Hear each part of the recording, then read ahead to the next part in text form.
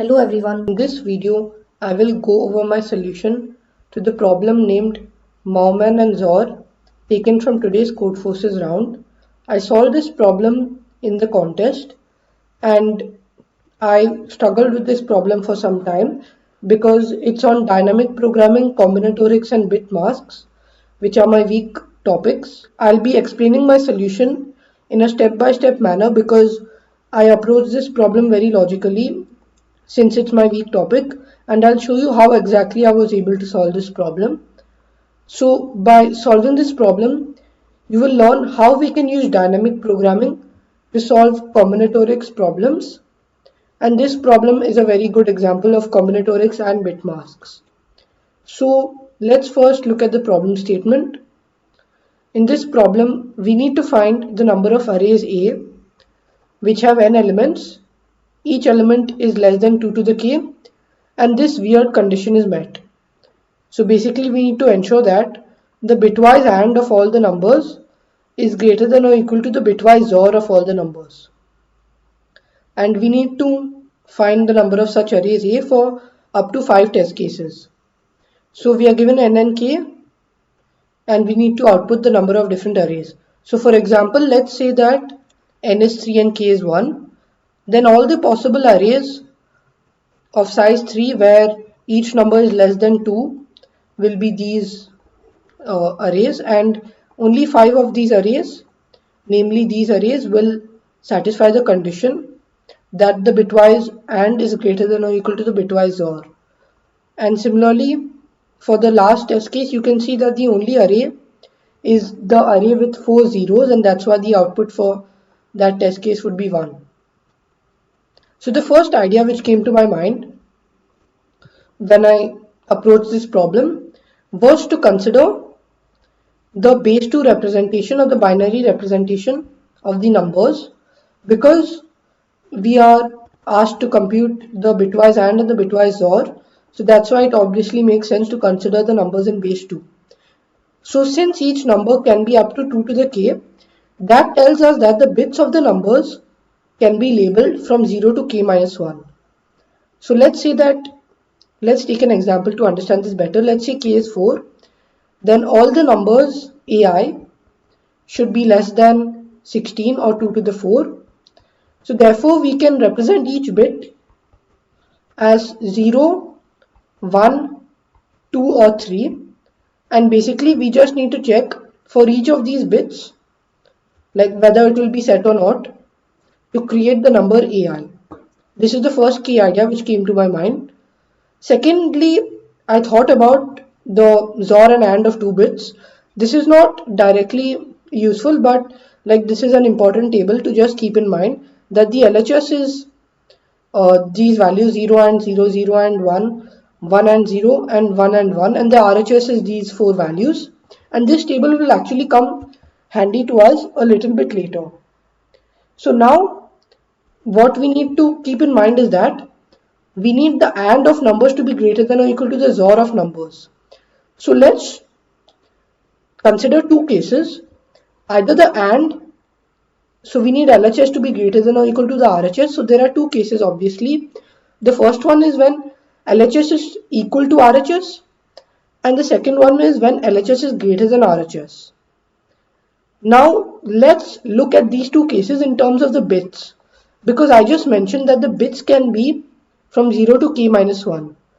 So let's consider the bits to be 0, I is 0, I is 1, I is 2, all the way up till I is k minus 1. Then if we are considering only the particular ith bit, then we have two cases. LHS is equal to RHS at the ith bit, or LHS is greater than RHS at the ith bit. Now why am I taking a particular ith bit? That's because if we know that LHS is greater than RHS in the ith bit, then we know that for the remaining I minus 1 bits, whatever happens to the LHS will always remain greater than the RHS. So the remaining I minus 1 bits don't matter when LHS is greater than the RHS at the ith bit. That's why I'm looking at the bitwise That's why I'm considering each I like backwards from k minus 1 to 0. Because if we know that LHS is greater than RHS at the k minus 1th bit, then even if you put like the RHS to be much greater than the LHS at all the remaining bits, you'll realize that LHS will always remain greater than RHS. This is one key observation. The other key idea is that if LHS is RHS at the ith bit, then for the remaining I minus 1 bits, we have a similar sub-problem of the same nature, which is basically meeting the condition for the remaining I minus 1 bits. That's why by analyzing these two cases, we realize that we have some kind of optimal substructure, and because of that we'll define our DP states. So based on this reasoning, I was able to determine that we need to use DP to solve this problem because there was some optimal substructure.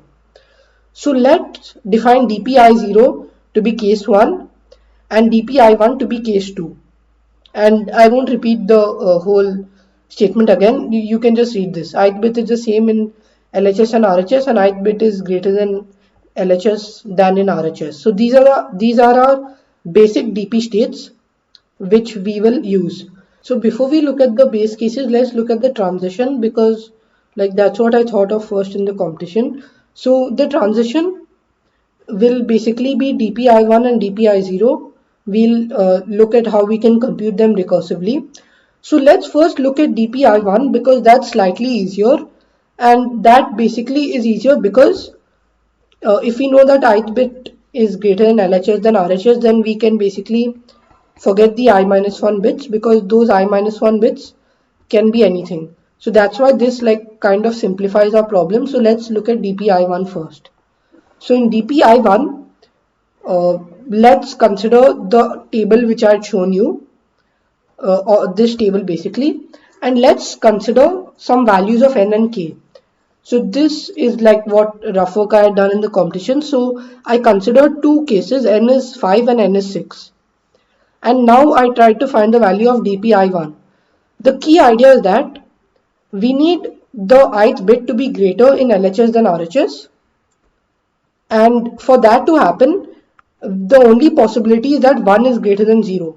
Because in either of these three cases, our LHS is always less than or equal to RHS. That's why only in one case we get 1 is greater than 0.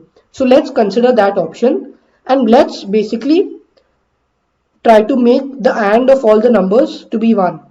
That's what we need.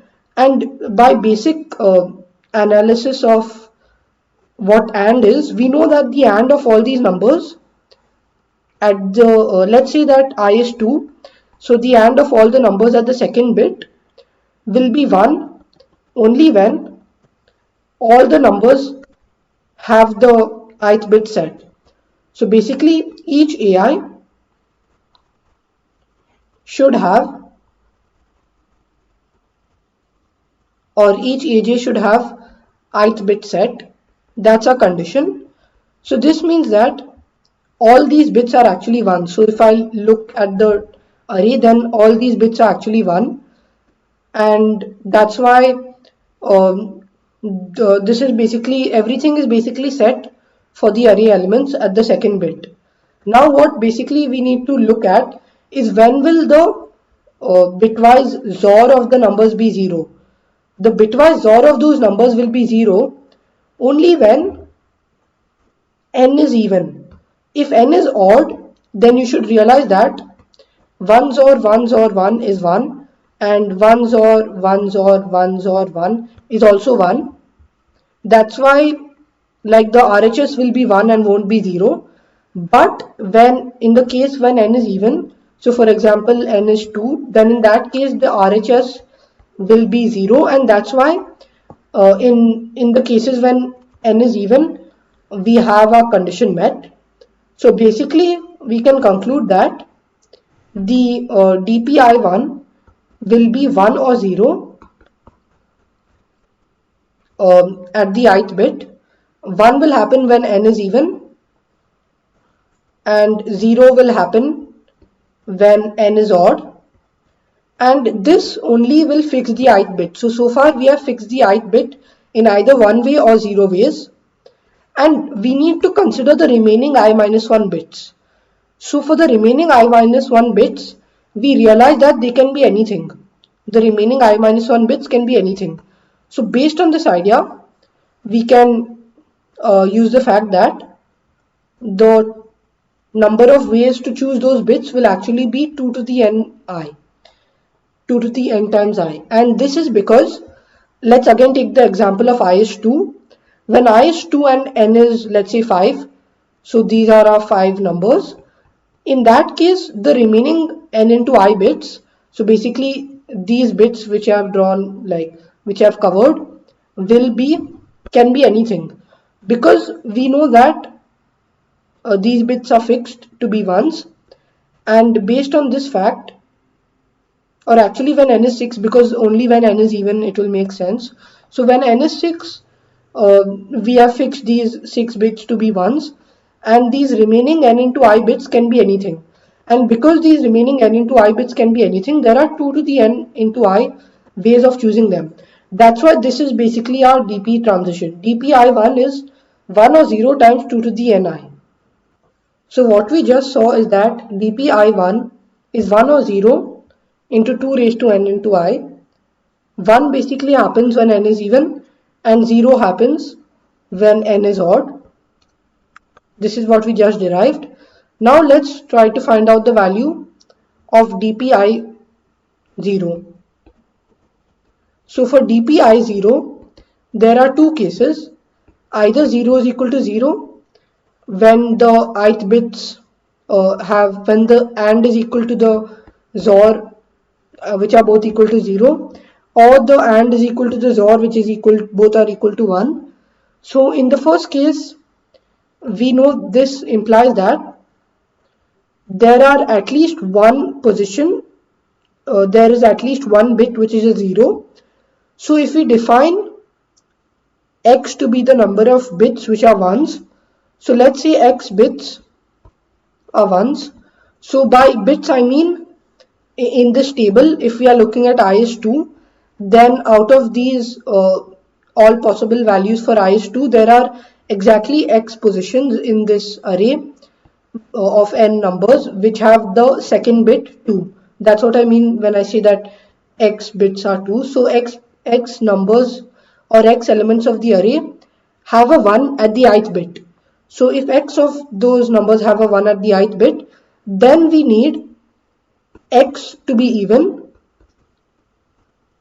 because the XOR will be 0 only when, like I just mentioned, I think that 1 XOR 1 is 0 and 1 XOR 1 is 0. So this will happen only when the number of ones is even. That's why x should be even, and the remaining elements should be greater than or equal to 1, because the AND should be 0. So this condition will ensure that the AND is 0, because these are the number of zeros. So the number of bits which are zeros are n minus x, and the number of bits which are ones are x. That's why the first condition, x is even, ensures that the XOR is 0, and the second condition ensures that the AND is 0. So based on these two conditions, we realize that the number of ways in this sub case is just going to be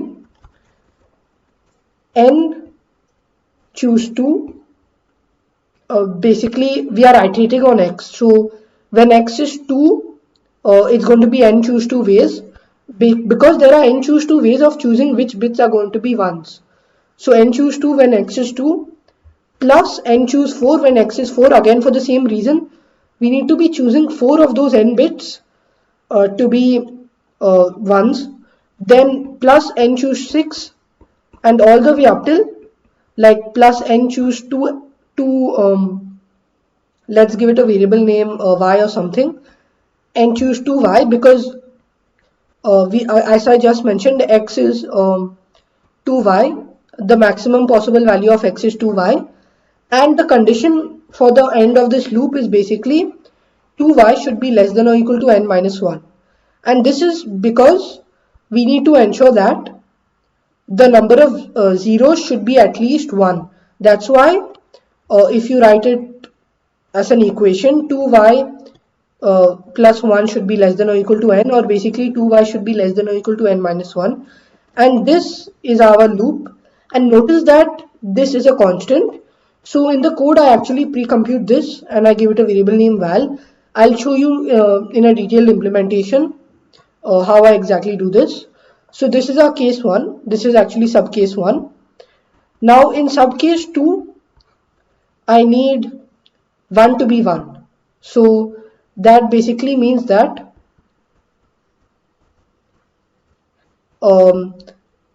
that I need the bitwise AND to be 1 and the bitwise XOR to be 1. Now this is actually a very simple case because we know that all the bits should be 1, like we just saw in DPI 1. So in the by the same logic, we need all the bits to be 1 even in DPI 0. And what we also need is that the XOR should be 1. So this is exactly the opposite of one of the cases which we saw in DPI 1. So in that case, we needed n to be even. And in this case, it's going to be obvious that n should be odd. So that's why the number of ways in this case is just 1 or 0. 1 happens when n is odd and 0 happens when n is even. And this is like the complement of DPI 1. Now the key thing is that in this way we can conclude that the number of ways for fixing the ith bit is just the sum of these two terms. So I won't write it again. It's just the sum of subcase 1 and subcase 2. And this is just the number of ways to fix the ith bit. What about the remaining I minus 1 bits? So here we actually find an equation in x. So it's just going to be I'll write it anyways. It's just going to be the sum of all these values plus 1 or 0. And basically this whole term into the number of ways to fix the I minus 1 bits. And you should realize by now that the number of ways to fix the I minus 1 bits is just dpi minus 1 0 plus dpi minus 1 1. This is a very basic dp like value which you should know from previous problems, and this is because we know that dpi minus 1 0 is the number of ways for the I minus 1 bits such that the LHS is equal to the RHS or the LHS is greater than the RHS. So that's why this will give the total number of ways to fix the I minus 1 bits, and that's why this will be a recurrence for DPI 0. So in conclusion, we learned how we can compute DPI 0 and DPI 1 recursively, and this might be a bit tricky, but I will show you my code where I carefully commented it out during the contest, because it was tricky for me also in the contest to come up with all this logic. So basically we computed DPI 0 and DPI 1 recursively by using the table of these bits. And now that we got the basic logic on pen and paper, I'll just show you the code. And in the code also you can observe the base cases, because those are simple cases which you can also do by hand. And of course, before I show you the code, you should have realized by now that the final answer is just going to be the total number of ways for fixing the k minus 1 bits, or basically the k bits from 0 to k minus 1, and that's just going to be dpk minus 1 0 plus dk minus 1 of 1. You should have realized that when I wrote this equation actually, but anyways, this is going to be our final answer. And now I'll show you the code. So in the code, first I have some pre-written template for computing binomial coefficients. You can look this up and you should get it readily available, but the basic idea is that binom AB tells us the binomial coefficient A choose B. I do some pre-computation required in the binomial coefficients. Then I take in the values of T, which is the number of test cases, and which is up to 5. And I take in the values of n and k. Just because I haven't mentioned the time complexity, I'll mention it quickly because like that's kind of important. So the time complexity will actually be k into 2 because there are k into 2 dp states, and each dp transition is taking place in O of 1. So that's why the time complexity is roughly k into 2. So now let's get back to the code. In the code, there's one corner case, and that's kind of trivial. When k is 0, there's going to be only one array, which is the arrays filled with 0. So you can take care of that as a side case. Then I compute our DP table. So first I told you that this term which I compute over here is actually a constant. It does not depend on I. So that's why I compute this before only with the variable name val. So val basically stores n choose I, where I goes from 0 to y. So actually you should do n choose 0 also, because it can be the case that the 0 bits are ones and all the bits are basically zeros. In that case also we'll have the XOR is equal to the AND is equal to 0. So that's why, like, iterate for I going from 0 up till n minus 1, and we increment it by 2. So I basically accumulate n choose I for all these I, and I store it in variable name val. Then I have a 2D DP, DP K2, which basically tells us this information. DPI0 and DPI1 are our states. In DPI0, LHS is RHS, and DPI1 LHS is greater than RHS, obviously at the ith bit. Now our base cases, which I mentioned, which I didn't mention in the video, but I'll tell you now, is going to be DPI1 and DPI0. Notice I first consider DPI1 because that's kind of simpler. So in DPI1, notice that when n is even, it's 1, otherwise it's 0. So that's what I've written in the base case. For DPI0, when n is odd, it's actually 1, and when n is even, it's actually 0. So this is our first part, and the second part is basically this big term. Subcase 1 is basically this big term which is stored in the variable name val. So this is our DPI1 and DPI0. Now in the base case, now in the recurrence, DPI1 is again this whole same quantity 1 or 0 multiplied by 2 to the n times I. So this multiplication will apply in our recurrence. So notice that in our base case it does not apply, because in the base case, if you consider I to be 0, then n times I is 0, so 2 to the 0 is 1. So that's why it is just 1 or 0 into 1, which is what I've written over here. So it's the same as into 1. And in our recurrence, I use binary exponentiation 2 to the ni. So this is just a small binary exponentiation method which I've written. So that computes 2 to the ni. And make sure that you take all of these under mods, because they can overflow pretty easily. So that's our DPI1. Now DPI0 is the slightly more complicated expression, which is going to be when n is odd, then we add 1, otherwise we add 0. We add this to val, we take this under mod, and then we basically multiply it by DPI minus 1 0 plus DPI minus 1 1. So this actually looks complicated. It's not, although it looks complicated, because of the mods it kind of gets complicated. Otherwise it's just what I've written on the whiteboard over here. It is basically this expression which I stored in val plus 1 or 0 depending on when n is divisible, when n is odd or even, and into this expression, because this is the number of ways for fixing the I minus 1 bits. So this concludes the DPI0, and this is basically our whole recurrence. And now our final answer, as I mentioned, is just dpk minus 1 of 0 plus dpk minus 1 of 1, and we print this taking the appropriate modular precautions, and this is our whole code. So I'll just submit this code to see that it gets accepted. So as you could see, my code got accepted.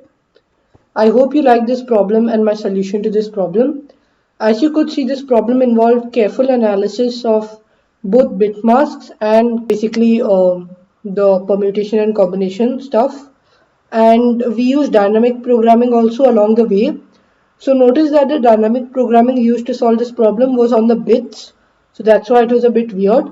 And I solved this problem in the contest. So I hope that the insights in the contest and my experience in the contest help you understand the solution to this problem better. So if you like this video, don't forget to give it a thumbs up and also do consider subscribing to this channel for more such content. Thank you.